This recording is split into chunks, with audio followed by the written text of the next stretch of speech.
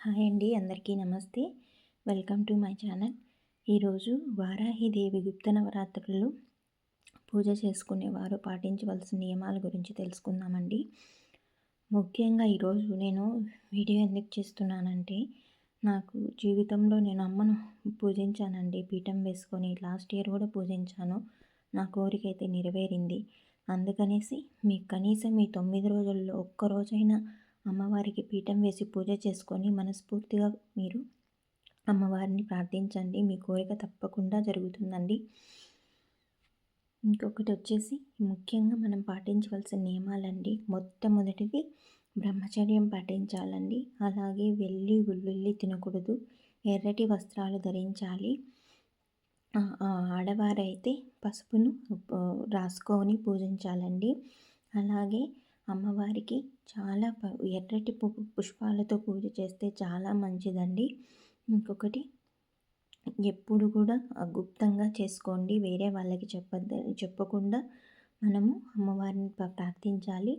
ఇంకొకటి, మనం అమ్మవారిని ప్రార్థించేది రాత్రి సమయాల్లో మాత్రమే పూజ చేయాలండి. సాయంత్రం 6 నుండి 8 గంటల తర్వాత ఎప్పుడైనా మనం పూజనైతే అమ్మవారికి చేసుకోవచ్చు. నియమ నిష్టలతో కటిక నీళ్ళపైన పడుకొని బ్రహ్మచర్యం పాటించి 2 పూటల స్నానం అది చేసుకొని అమ్మవారికి తప్పకుండా పానకాన్ని, ఎర్రటి దానిమ్మ గింజలని నైవేద్యంగా పెట్టండి. ఇటువంటి నైవేద్యాలు పాటిస్తూ అమ్మవారిని ప్రార్థించండి. తప్పకుండా మీ కోరిక అయితే నెరవేరుతుంది. అమ్మవారు చాలా మహిమాన్వితమైన వారు.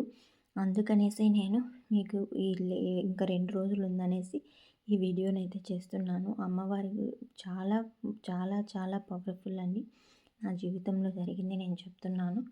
అందుకనేసి నేను ఈ వీడియో కూడా నియమాల గురించి చేస్తున్నాను. నేను పాటించింది మీకు చెప్తున్నాను.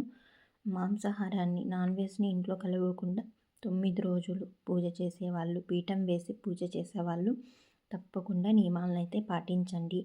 మంచి ఫలితాన్ని మీరు తిరిగి వచ్చే సంవత్సరం లోపల మీరు చూస్తారు.